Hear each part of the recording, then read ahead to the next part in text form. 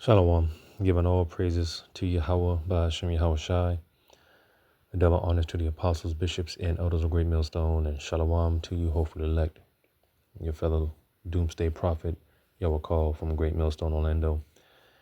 And we're just back with the second part. I didn't want to cram everything into one video, so for the second segment, going into, like I was mentioning in the other part, the fact that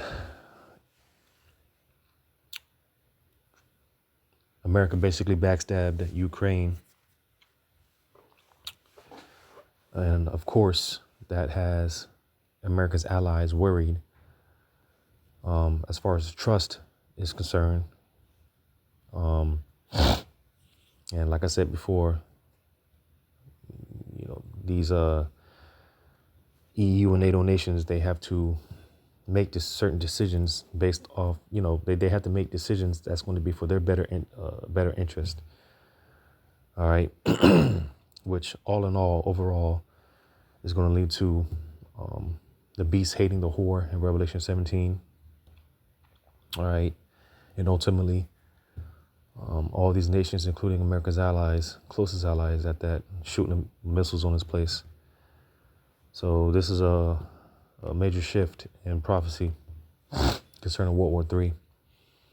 But without further ado, I'm going to play this video. Donald Trump has paused military aid to Ukraine. Europe and Ukraine are feeling alienated as Washington reportedly is edging closer to Moscow. Trump had previously expressed his dislike for NATO, and now the European leaders are openly debating that should they have a European nuclear missile shield. Now, Macron says that he's open to providing the French nukes for protecting Europe. The question, of course, is how effective will this be? Take a look at this report.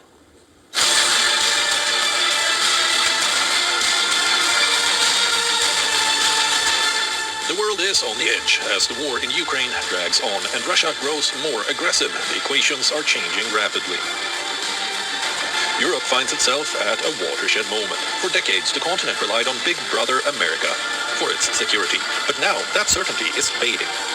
Germany wants the UK and France to deploy a nuclear shield over Europe to deter a possible Russian strike. Amid fears, NATO may no longer be able to count on US support. Now, Paris is saying the time has come to expand the French nuclear umbrella.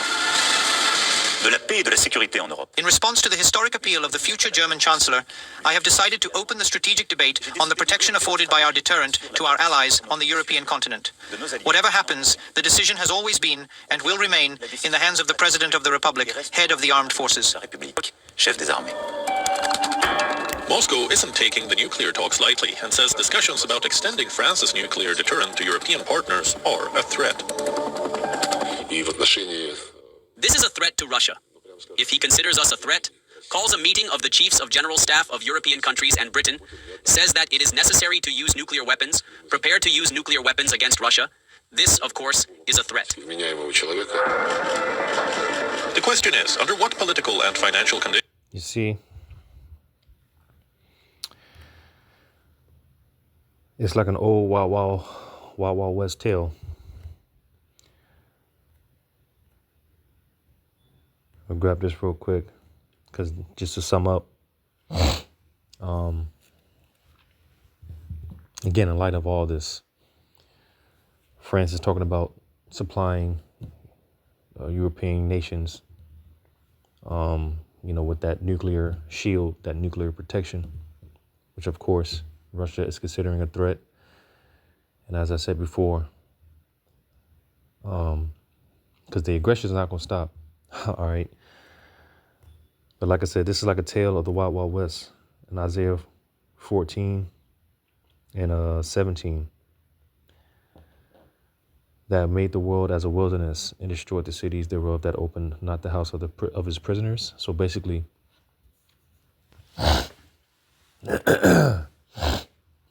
start with the elites of Esau, Edom, and how he's stripped the resources of the world from all these different nations. And, as the scriptures go into how turning your plowshares into pruning hooks. Let me just misquote that. in Joel chapter 3. Joel chapter 3. I'll start at 9. Proclaim ye this among the Gentiles. Prepare war. Wake up the mighty men. Let all the men of war draw near. Let them come up. And this is what we're seeing happening.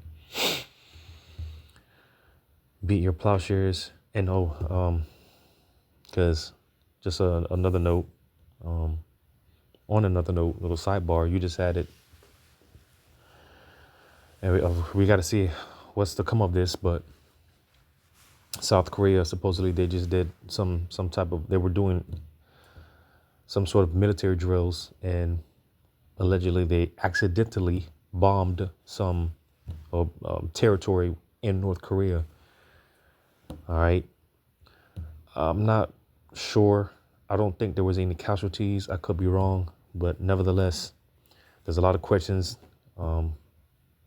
eyebrows being raised about that. So that's another thing I forgot to mention. All right, before I forget, South Korea dropping bombs accidentally, quote unquote, on North Korea. All right.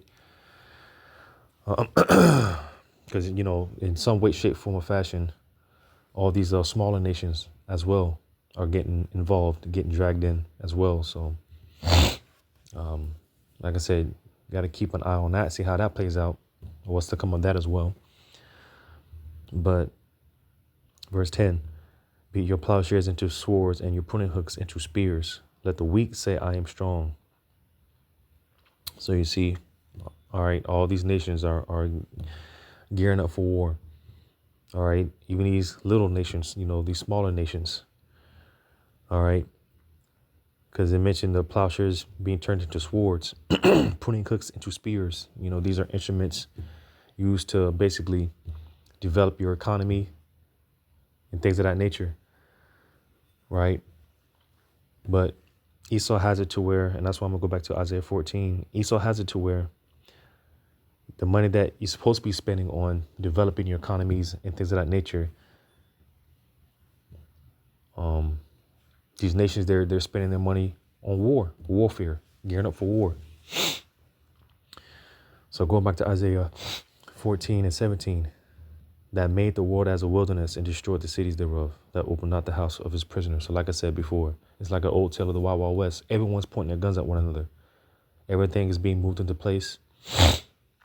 All right. Yahweh Bashemal Shai is moving the chess pieces, man. But everyone's pointing their guns at one another, like an old tale from the Wild Wild West.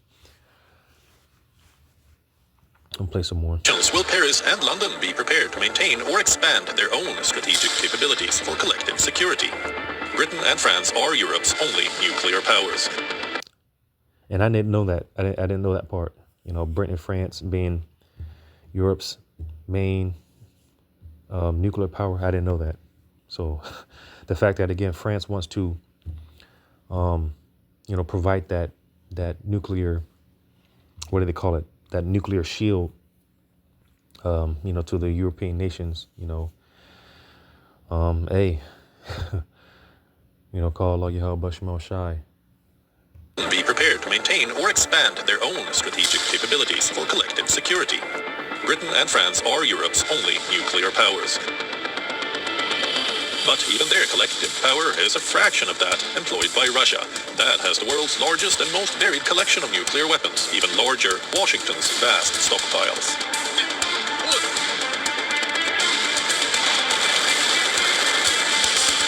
NATO's nuclear deterrence relies massively on the US, that has deployed several hundred warheads in countries across Europe, primarily at locations in Germany, Italy, Belgium, Turkey, and the Netherlands, to serve as a deterrent for the continent. If the US withdraws support from NATO, it is a cause for concern for European defense chiefs, who could see their nuclear capabilities completely diminished. The UK has some 225 warheads at its disposal, all of which are carried on nuclear Vanguard submarines. But only 40 are ready to deploy at any one time.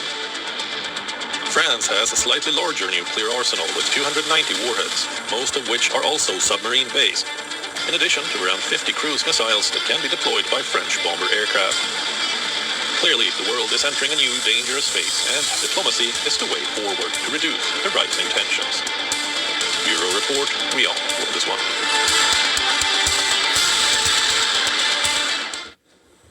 And I earlier spoke with Dr. Paul Dorfman, who's a Bennett scholar at the Bennett Institute, University of Sussex, and also a member of the Irish Government Radiation Protection Advisory Committee and a chair at the Nuclear Consulting Group. President, what do you have to say?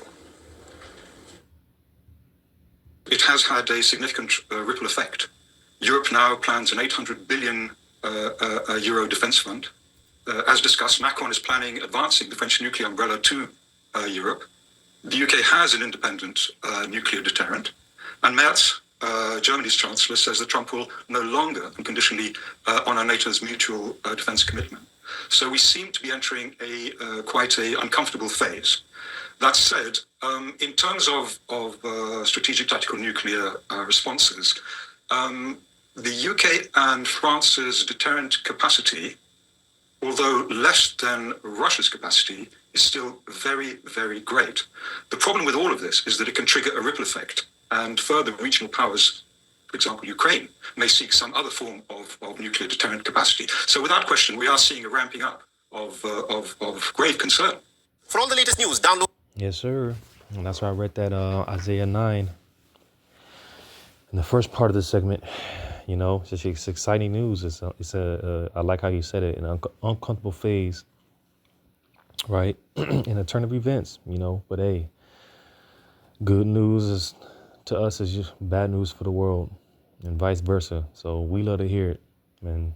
Hey, this thing is only going to escalate, man. You know, but it's interesting to see, because, you know, just speaking as a man, you know, the fact that America is pretty much the bulk of NATO, and you know, with Babylon basically slipping from NATO and the EU,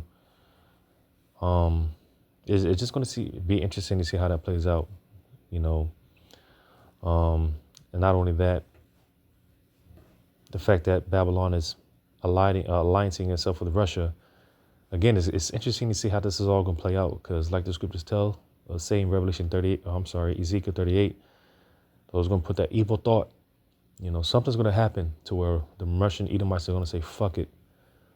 All right. And like I said, overall, all these nations, man, they're going to say, fuck it, man. So we're getting closer and closer to that time. But of course, like it tells you in Revelation 7, the angels holding back the winds of destruction. All right. But nevertheless, we're getting close. Revelation 17 and 17. For God hath put in their hearts to fulfill his will, and to agree and give their kingdom unto the beast, until the words of God shall be fulfilled. So Yahweh Shema Shah stirring all this up, stirring the minds of these kings. All right, was that Isaiah 42? I'll grab that.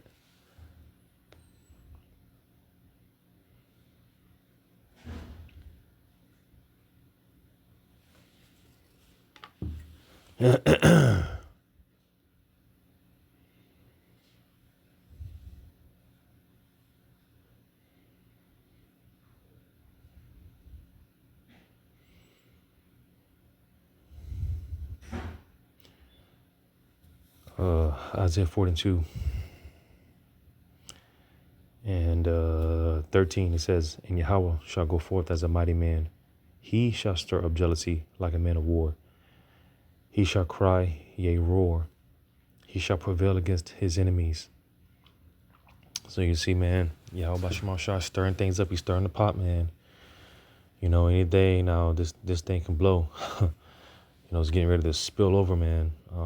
144 times over. You know, call out Yahweh Shema Shah. It's exciting news. So that concludes, you know, just this segment dealing with the World War III talks. And until the next one, you know, Lord, when this was edifying. Shalom to you, hope from the light.